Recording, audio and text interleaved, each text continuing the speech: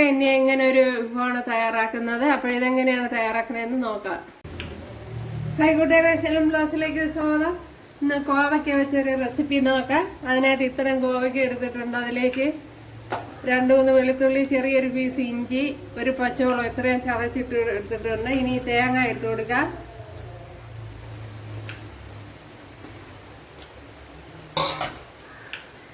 അതുപോലെ ശകലം കുരുമുളക് പൊടി ഇട്ട് കൊടുക്കാം. ഉപ്പിട്ട് കൊടുക്കാം.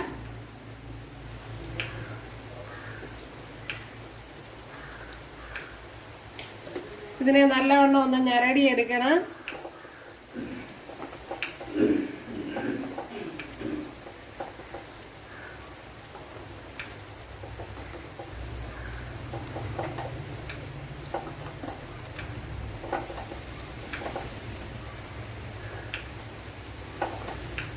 അപ്പോൾ നല്ല ഫൈനായിട്ടൊന്ന് ഇതുപോലെ ഞരടി എടുക്കണം.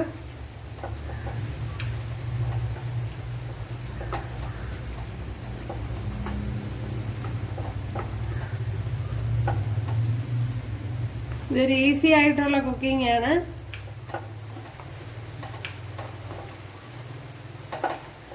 അപ്പോൾ ഇവിടെ എല്ലാം ഞരടി എടുത്തിട്ടുണ്ട്.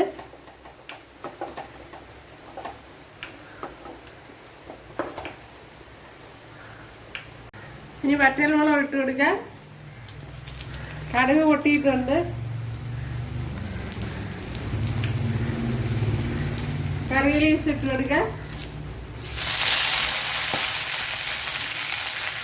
കോവയ്ക്ക ഇടുന്ന തട്ടി കൊടുക്കുക.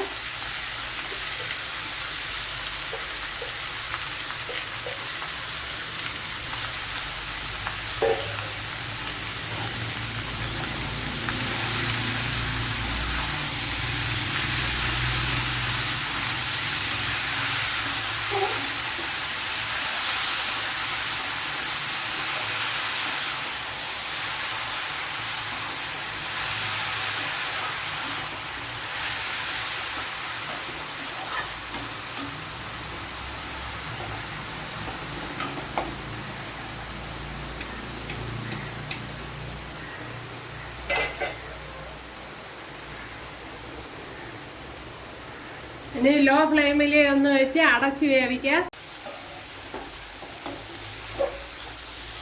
ഇവിടെ ഇപ്പോൾ ഇത് വെന്ത് കിട്ടിയിട്ടുണ്ട്. അപ്പോഴും ലോ ഫ്ലെയിമിൽ ഒന്ന് അടച്ച് ആവിയിൽ വെച്ച് വേവിച്ചെടുക്കണം.